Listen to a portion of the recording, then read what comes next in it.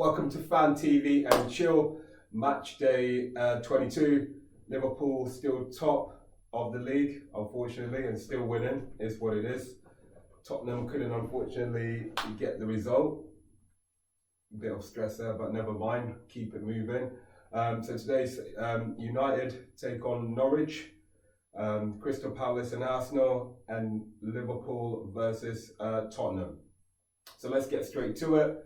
Obviously, some of us out here were hoping Tottenham and Mourinho could do some madness, but unfortunately, they're missing Kane. They weren't clinical enough, and Liverpool. Obviously, you're going to get them games where you play and you get that goal and you win 1-0. It happens like that. That's what champions do. Man United did it for a long time. Arsenal did it for a long time, and maybe Liverpool might do it for one season and never again. But you never know. You never know. But anyway, let's get straight to it. Liverpool versus Tottenham. Bilalo, it's all you. Was you just meant to introduce welcome to FanTVnChill and let Yeah, I've done the introduction. I've done the introduction. What's wrong? welcome to FanTVnChill. I didn't in the back of his head he's just okay, I'm just gonna talk. Did you not when you watch it but come on. They hate, you can smell the hate, man. What hate? It's peak. What hate? Bruv, What hate are you talking about? Why is it your business? Spurs, if they, bruv, shut the fuck up, man. What do you mean, why is that my business? You're rivals. We're rivals. You're rivals, exactly. Respect the team, innit? Respect. Respect what? Bruv, they're the best team in the league by far. And that's a fact. I never said they weren't. Numbers don't lie in it. So when you come in, said they weren't. And when you come in with these BS, Tottenham had this man out, that man out, bro. It's irrelevant. It's football. It's not irrelevant because Kane's a top class player. I couldn't. And he makes a difference in his playing. Kane played the last time he played them. What was the score? Tell me. I'm not talking about the last time. I'm talking about this time. Well, he was there. He won, but he still makes a difference. Talking about last game. Talking about this game. Talking about this game. Focus on this game. So if you're gonna, that's why I was focusing on this game. There you go, then, innit, bro. He was there last time we beat them. Yeah, there you go. So but I'm just saying it makes a difference when he's on the pitch. It does. I'm not gonna deny that. I'll be foolish to say that. But well, there you go. The bottom line is, we still trashing teams, innit? The beauty of this season is not just the fact that we're gonna win the league. Yeah, I say it confidently here.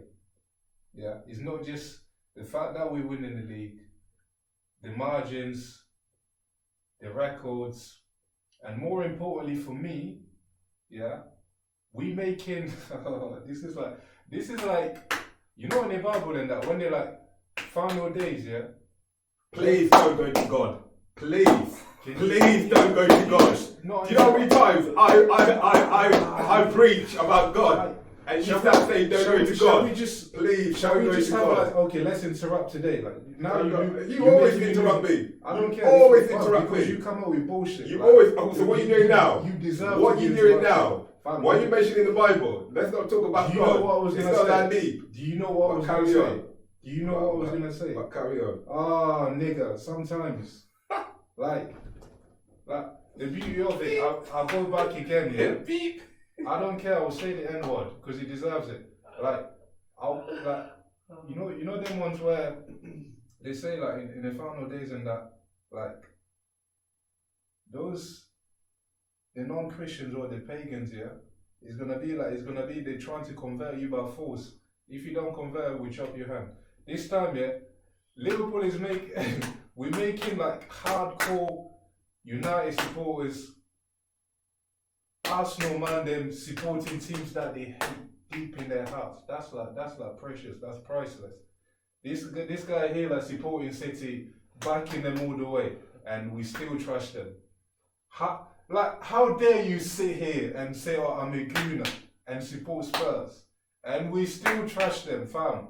Come on, man. Like, just I know the hate is kind of like it's too much, but we're still there. I think I need to get used to this. I think it comes with like being at the top. Like if you're top down there, like you just gotta expect like pagans. Can I just say something about that top down? Can I just mention that Blackburn have won the Premier League and Leicester have won the Premier League? It's a madness. Liverpool, yeah, you're breaking all these records, but fam, this is the first time in your history you've won the Premier League. Yes, you've won the Division 1 titles. Correct, 100%. This is the first time you've won the Premier League, and yes, you're doing it in a fantastic way. But what you need to do is you need to remember, when it comes to the Premier League and the pecking order, you're still at the bottom. You're still at the bottom, but you don't want to listen, do you? But okay, carry on. You don't want to listen. It probably goes Leicester, Blackburn, and Newman there. But carry on. Carry on. Someone say something, sorry. Yeah. Okay, cool. Let me talk about my game, innit? Yeah. Cool. Cool. Now we're talking about Liverpool, because I don't know, I just took a moment, like, I don't even know what was being said in the ring, but Liverpool Tottenham, as most people were probably expecting, yeah, including myself, it's a Mourinho team, innit? And like, if there's that one manager who's gonna, regardless of if Liverpool are gonna win the league or not, he gets these little guilty pleasures of like getting the results when everybody, like, no one expects him to do well. So he would have been planning that game from time. He would have done his research.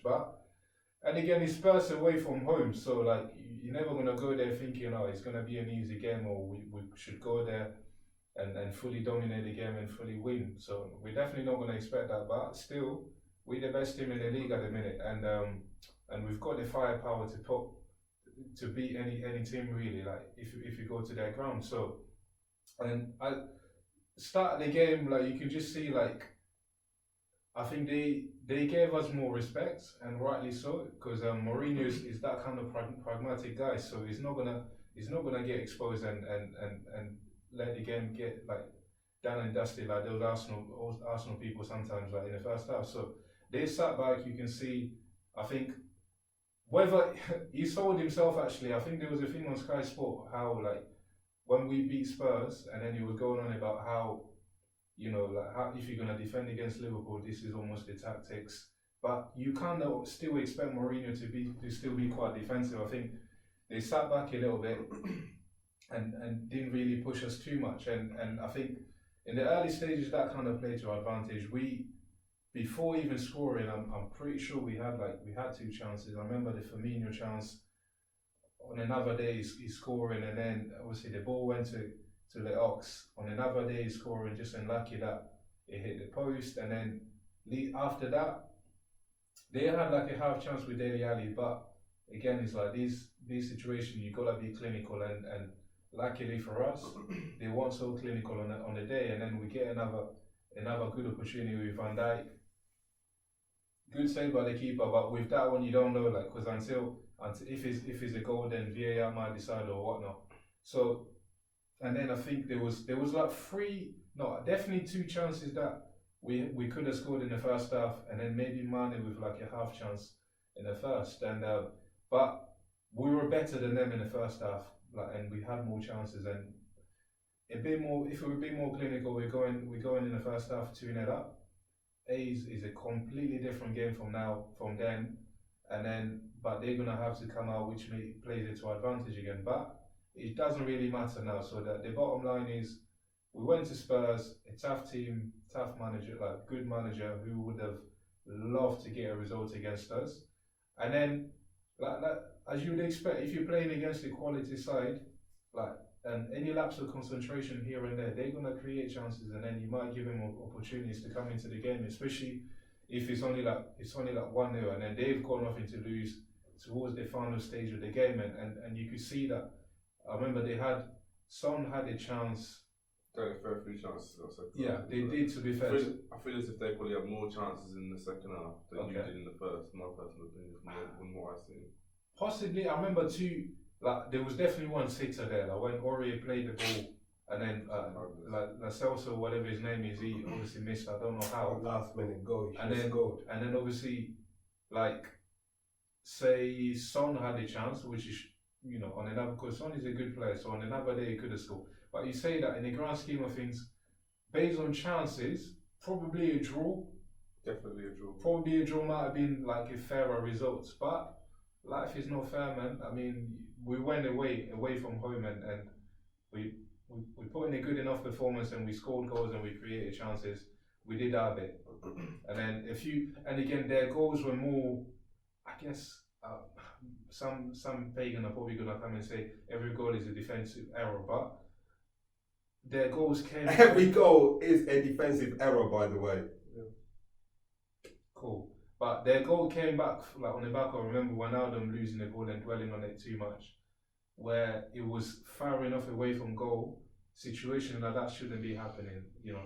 But again, like 9 out of 10, you'll get out that get out that position and not lose the ball. But you have to take a risk sometimes. And I think Gomez had a few he didn't have the greatest game actually. Gomez, I think this is another thing, isn't it? He's a good player. Gomez for me reminds me a bit like, you might think of it. I think Gomez he kind of reminds me a bit of how he defends is a bit like Wan-Bissaka, if I'm being honest. I feel like his pace gets him out of situations that he gets himself into. Then you don't watch Liverpool enough, I would say. I do to be defensive, but that's just my personal opinion. I feel like a lot of the times, if you notice, from my analysis, a lot of the times, because we can sit here, we can bash Wan-Bissaka, but a lot of the times, if you notice when Gomez is defending, he always seems to be on his sprinting on the back and getting away with it because he's got athletic ability. Because I remember when he first came back, he came in, and I remember I can't remember what game it was, but in Anani's game, a lot of the time, they were talking about his pace, getting himself back, which is exactly the same as Wan-Bissaka, to be fair. But anyway. Don't forget that he's a 21-year-old centre back. Okay, I'm now John too. Yeah, but and also he's had, and also Gomez had more experience being the Prem. Fullback, centre backs as a youngster play centre back. I would argue is quite hard. Playing your first full season at Old Trafford at right back is very hard. The pressure. Listen, it's not the point Damien was making. The point was about his defending. Forget the position. It's not about that. If you're going to sit here and bash Wan-Bissaka, then when your man gets, just take it. It is what it is. He does it, but he just needs to improve. But you want to sit back and say, oh, it's hard to play this position. It's hard to play this. Which position on a football pitch is easy to play? Bruv, because I say this for a reason, because I think the guy, even now, is a very good centre back. And I think you've watched. I'm not devaluing. You've watched clips where they've shown, he's made it. I'm not making my judgment on just one game though. I'm making my judgment on a fair few. Bruv, I watch Liverpool more than all of you, isn't it? And I disagree, and I don't think to compare him. Bruv, Wan-Bissaka is trash, man. Wan-Bissaka is trash. You watch the guy play. Defensively, I guess he's alright. But he does his job. For what a fullback does. That second part of the game, he needs to improve upon. But he hasn't got the ability. What do you mean he hasn't got the ability to improve? You can see a player. You can see natural. A player can improve. Of course, anyone can improve in it. He's got natural talent. You have to see it. You will know different people already have traits as a footballer that they will have their ways of playing. I can never see Wan-Bissaka becoming that super proper modern day fullback. He's a very defensive fullback, and for me, if anything, it'll be someone who might just be can go into play like a centre back or something like that. I don't really see. My criticism of him is always defensively, it's not too bad. I don't really care about whether he makes last minute decision or whatever. But I always say my criticism is always I think offensively he's pissful. But anyway, we kind of drifting off a little bit here. I think Gomez is a very good centre back, and the kid is young. He's 21, and I think playing centre back is very, very challenging. Because of what you have to do, and it might sound like a very simple thing to say, but anyway, that's another conversation for another day. And then these brother here are gonna think I'm here just trying to defend my man. But hey ho, we top of the league, another clean sheet, 6 clean sheets in a row. Our best players are coming back, so onwards and upwards, innit? And then these pagans, we keep giving them sleepless nights. You done, yeah? And man, I'm out. Cool. All right, let's get to OT. Man United versus Norwich. Winnable. It was a winnable game. But obviously this season we've had games where we could have won, but the performances haven't necessarily been there. It's good to see. It's good to see the performances were there this game, and overall as a team we played well. And it was a good result. It was a good result in the chase of the top 4. So Started off first half. First half we were alright. I would say first half we were dominant, and obviously Rashford got that first goal. Great assist from Mata. And I got to say, like, if you're gonna be starting, if you're gonna try to be starting Lingard, you've got to start Mata. Granted, Mata isn't the quickest of players, but like creative wise, Mata, if he could get into them spaces on the pitch, he can create chances, and that's what he did for the. You're not gonna catch. Where was Mata playing in that game? I think Mata in that game was playing centre. I think attacking mid behind the front two.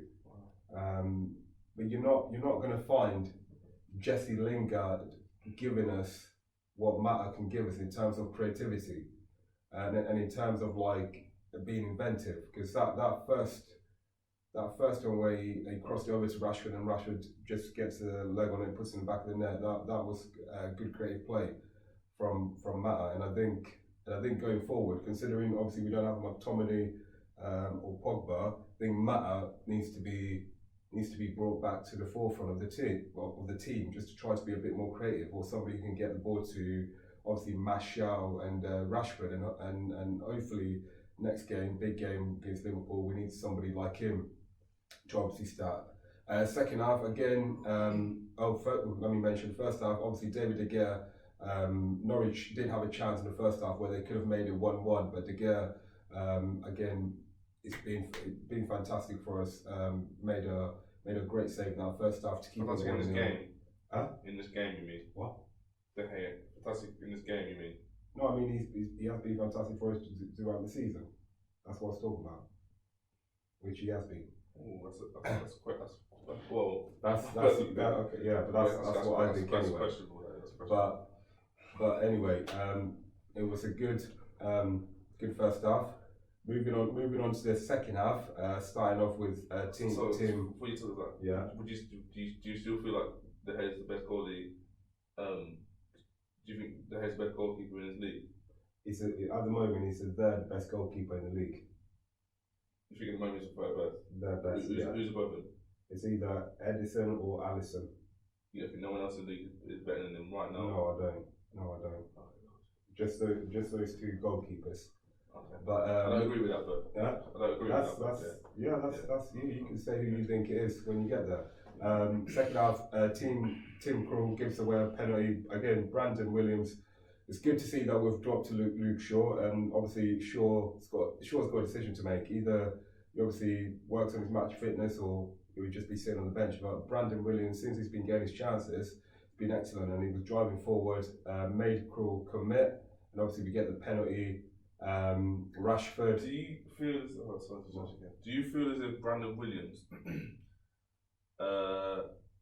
is a good fullback or a good wing back? The reason why I say that is because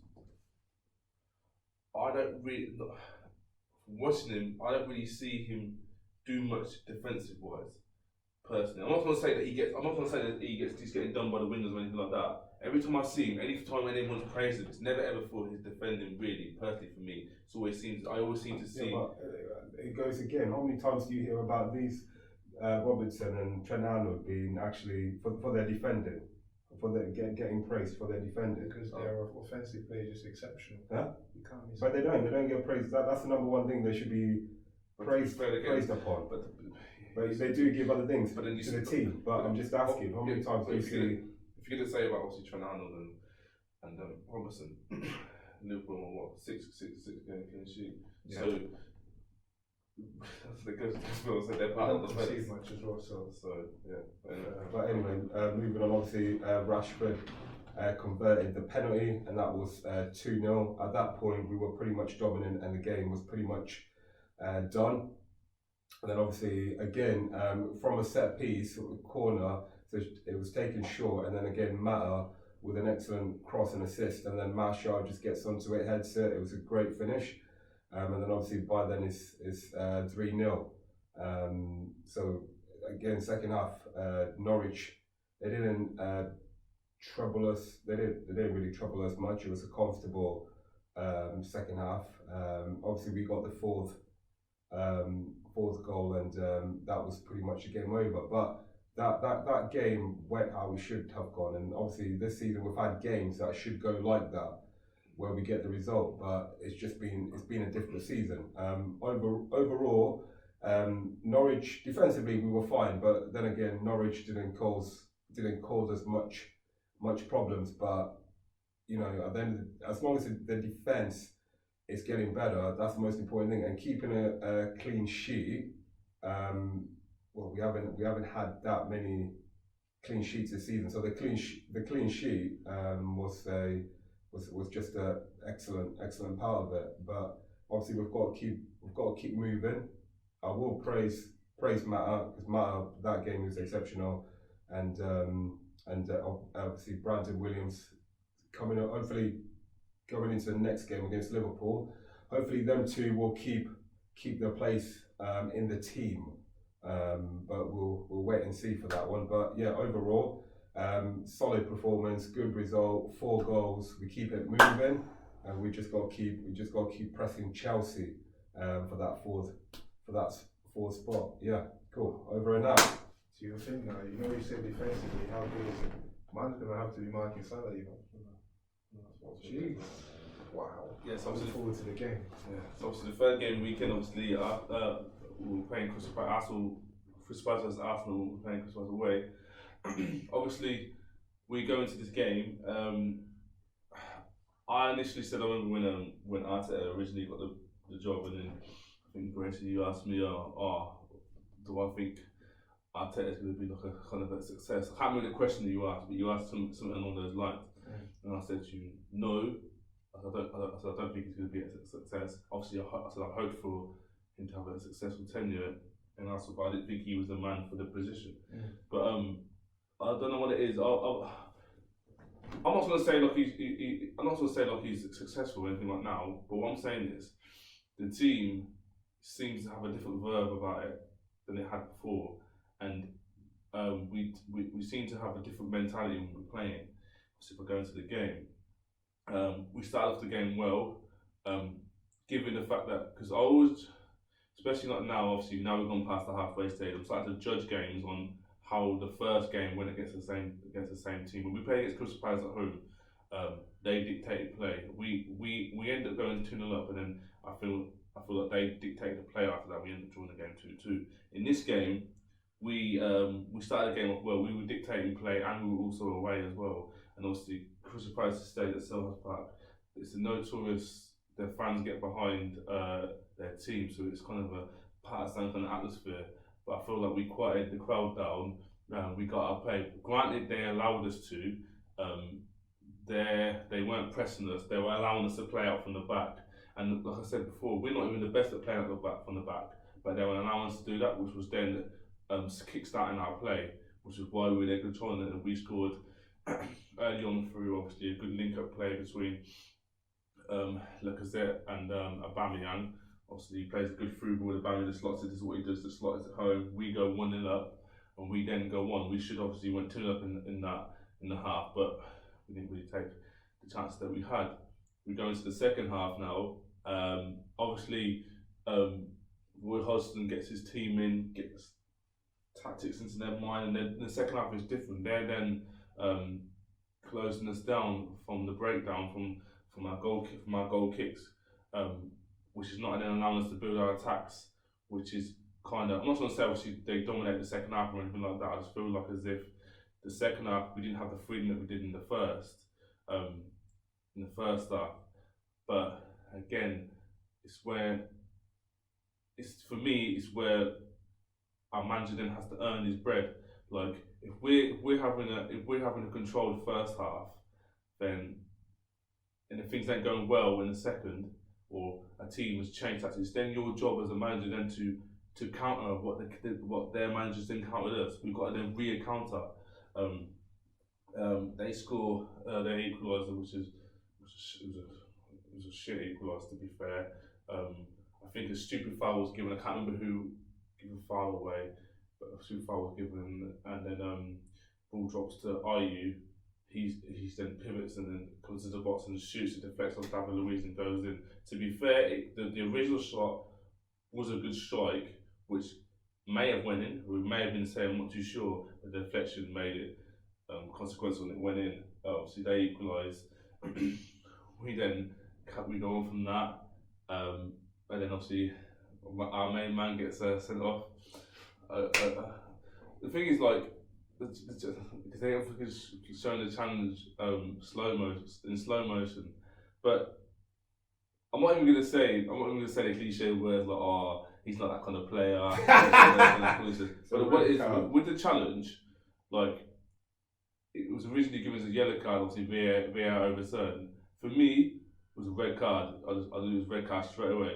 But the thing is, when the way that the challenge was made, he didn't mean the challenge to be the way it was. I'm not even going to put it in the category of a Paul Scholes challenge, but it mistimed in the way the guy rolled his ankle was dirty. In my it's one of them. Yeah. It's a red card, but Yeah. you know it's not. It's just it is what it is. It's unfortunate. VAR was correct in that decision to send off, and he sent off. From that point onwards, the game became equalish, I'd say. And to be fair, we actually had the best chance. Pepe got free on the left. The ball was played across from him. I think it's from Lacazette, and hits the post, and then it kind of like comes out to Lacazette, and he kind of strikes it. The keeper kind of makes a good bundle save, and then he saves the chance. But then from that point, I don't think we had any other clear-cut chances after that. But I wouldn't say. I think Crystal Palace had one, but I can't really remember. I think they had one chance that was kind of clear-cut-ish. But even when we went down to 10 men, I still felt as if we played better from that 10 men point onwards from when we started the second half and had 11 against 11. Maybe the tackle or the sending off kickstarted our players to work a little bit harder. I feel as if I'm not saying every single player. Some of our players are starting to get used to the way that Arteta wants us to play, which is why there's a change in mentality. Man like Ozil is playing better than he was before. I wouldn't say Lacazette. He hasn't.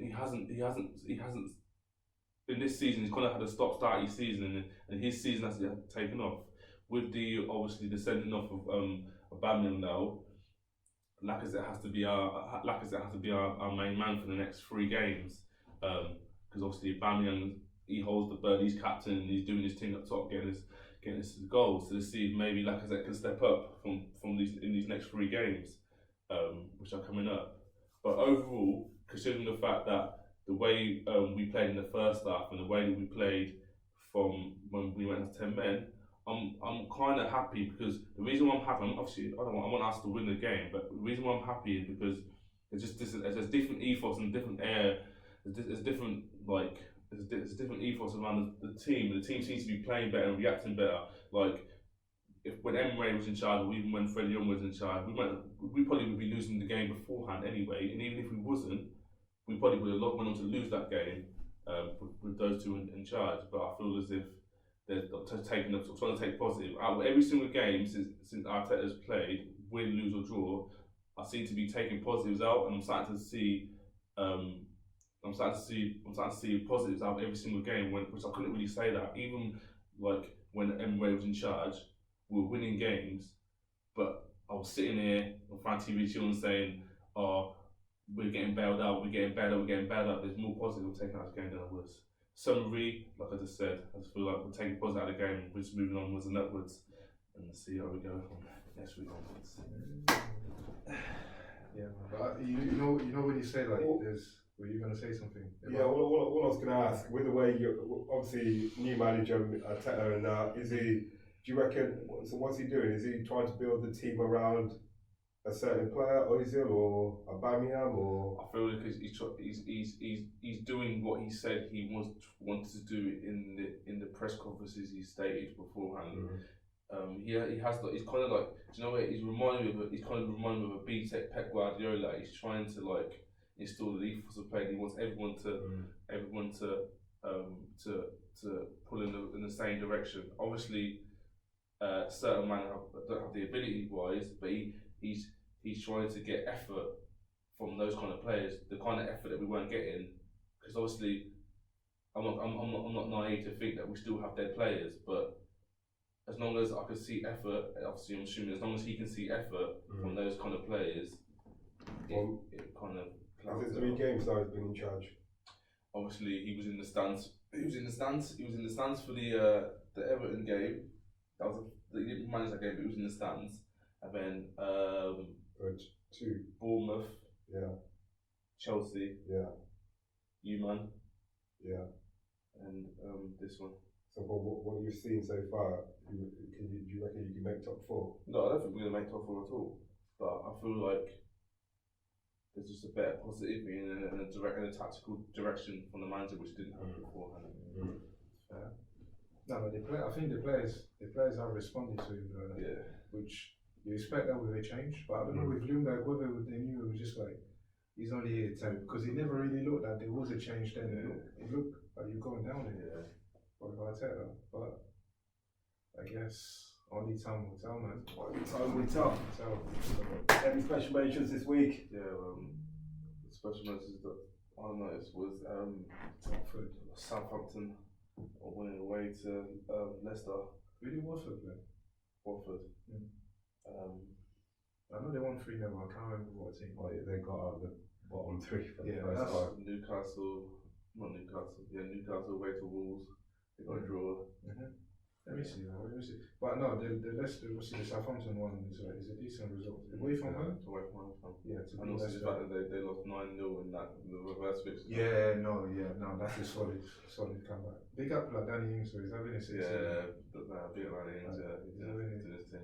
Was that another thing we can't not mention it? It's I know obviously certain pagans again. If it was a Liverpool thing, we'd be like, oh, you're just talking because of Liverpool. I just appreciate sports and I appreciate when people do good things.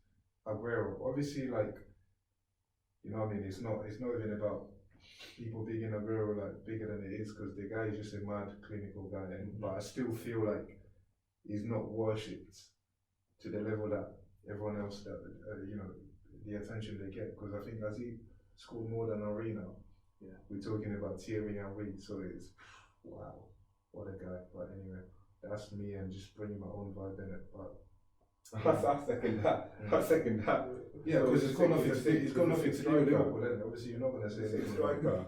No, if we want to sit here and talk about Steven Gerrard being one of the greatest midfielders in the Premier League, I'll sit here and say, I agree with it. I can't lie about that.